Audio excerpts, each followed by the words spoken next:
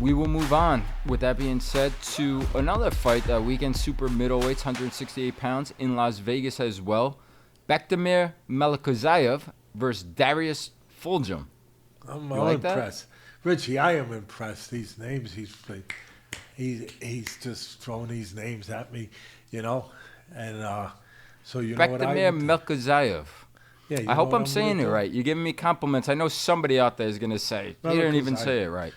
Melikuziev. I said it good. No, that was good. Melikuziev. That was good. You. You, Robert De Niro, and analyze this. You good, you. I will, if I had to go the easy way, I would go with what they call him, the bully. The bully. The bully was the WBA #1 contender at 168 pounds coming in, and Darius Fulghum was undefeated at 14-0 coming into this fight, and was the WBA #6. I just want to start off by saying I give both of these guys a lot of credit for taking this fight on. It's not a lot of guys. Hell of a fight. It was a heck of a fight. Yeah, and to risk it this early in their career, 14 fights in, a lot of guys may not have taken this kind of fight and waited later on down the line in their career to risk it. It was the fight of the weekend. Great fight, unbelievable action, back and forth. Both guys had their moments.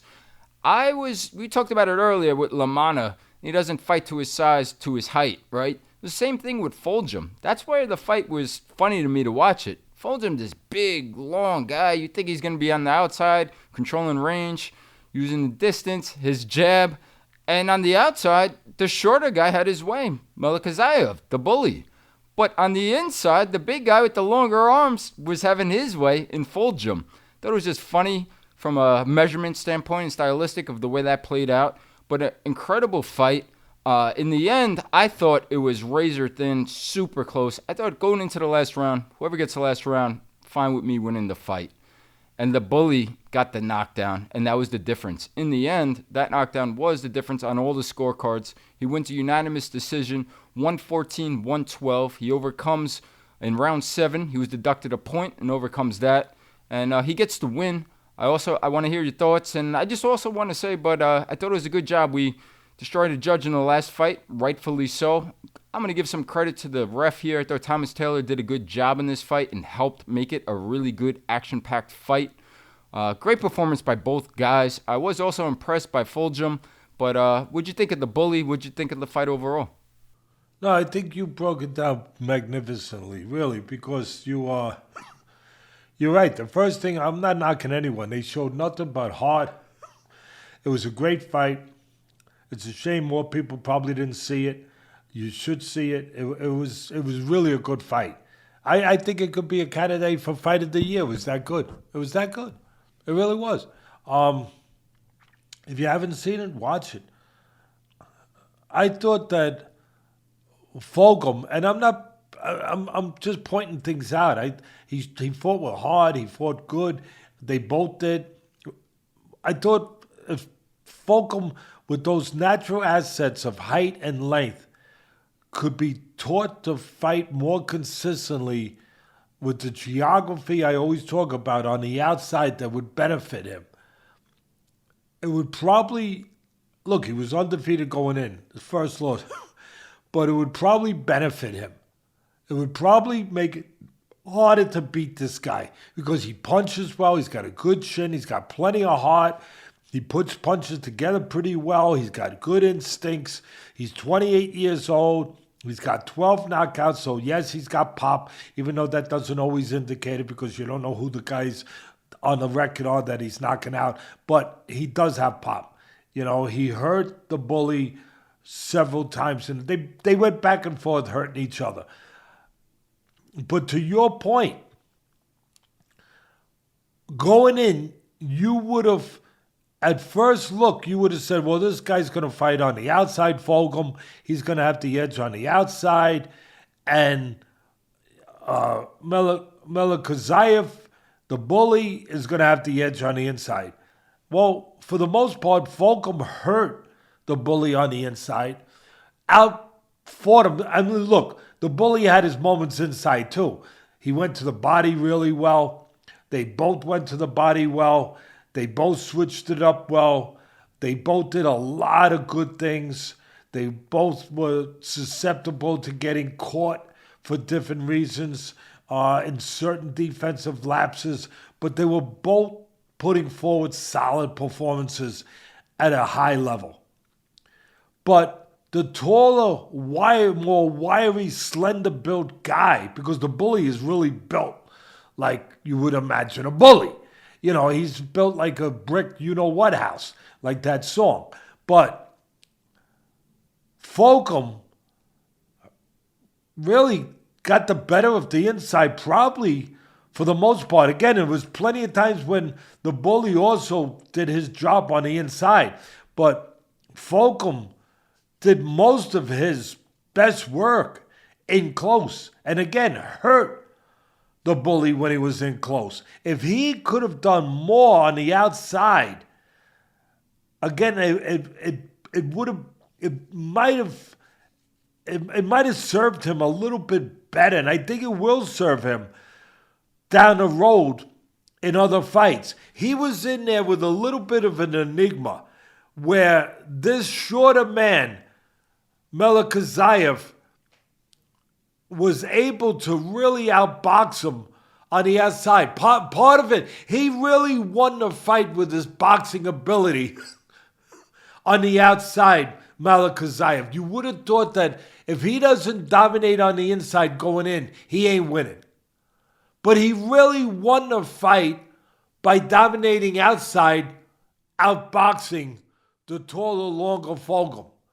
And you know how he did it? The one way they didn't mention. Yeah, they mentioned that he this, that, boop, boop, bop, beep, beep. But his legs. He won the fight with his legs. His legs allowed him to go in and out, side to side, get angles. It allowed him to box. It allowed him to outbox a taller man. A man that probably most so-called experts in this business, and believe me, there's not really a lot of experts in this business, unfortunately. There's a lot of mouths out there and a lot of people who think they're experts, a lot of writers, this, that, whatever, and maybe they write it well. But as far as really understanding why and how, sometimes it comes up short. What really, again, did it, and I don't want to, beat a dead horse, but I got to say it one last time. What really allowed the shorter man to outbox the guy that we thought would probably be the guy doing the boxing was the legs of Melikuziev. He was able to go keep Fulghum off balance. He was able to get advantageous positions on him to score different punches. His legs, they surprised me. He did a heck of a job boxing. And he did what he had to do on the inside, in the spots. But Fulghum got the better probably on the inside. If it's not for the legs, if it's not for the mixing it up and throwing that little surprise that I think might have been a surprise for Fulghum, that he could box that well, he probably loses the fight. Yeah, he got the knockdown in the last round. He got that.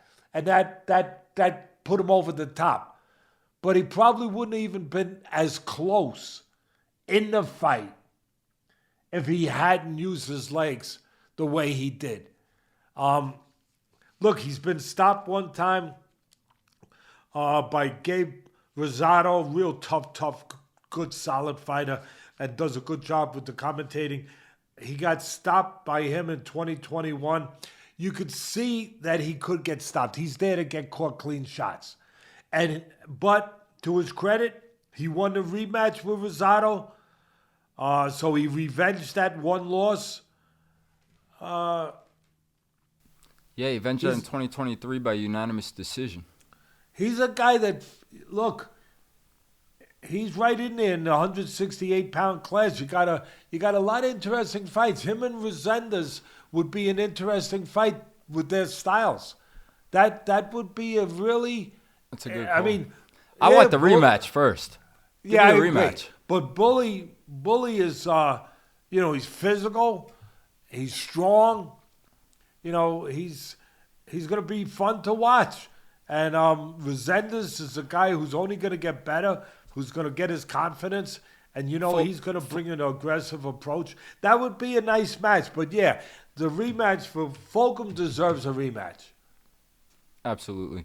No, it was well said. And if Fulghum could get that component on the outside and be more versatile than more just an inside fighter, like you were saying, he could be a guy that'll be a tough out for anybody in that 168-pound division. And I agree with you, but I don't think it matters whoever the Bully fights. I think he's always going to be in tough fights that kind of way for a lot of the reasons that you just stated. Yeah, and just as you said, I'll put a bow on it by just kind of piggybacking off what you said about Fulghum, the guy who lost a close fight. He's got a lot of good tools. I like him. I like his heart. I like his attitude. He can punch. He knows what he's doing. He gives up his height where, again, he would be better served. You said it better than me. Just to have that option, to be just more dimensional. Yeah, we know he can fight inside. That's great. Just because you're tall don't mean you can't fight inside. That's great. But to be able to also fight on the outside with those physical assets and gifts and advantages you have, that would just make him that much more difficult to deal with. It makes me think of Riddick Bowe in heavyweight. Everyone thought that on the inside, Holyfield would beat him in the first fight, and when he won the title, Bowe. And everyone thought Holyfield, but Bowe was bigger, he was longer, everything. But he beat Holyfield on the inside because he knew how to fight. He knew how to shorten up his punches, even though he had longer arms. He knew how to do damage on the inside, and he did. And then he also was able to fight on the outside, too.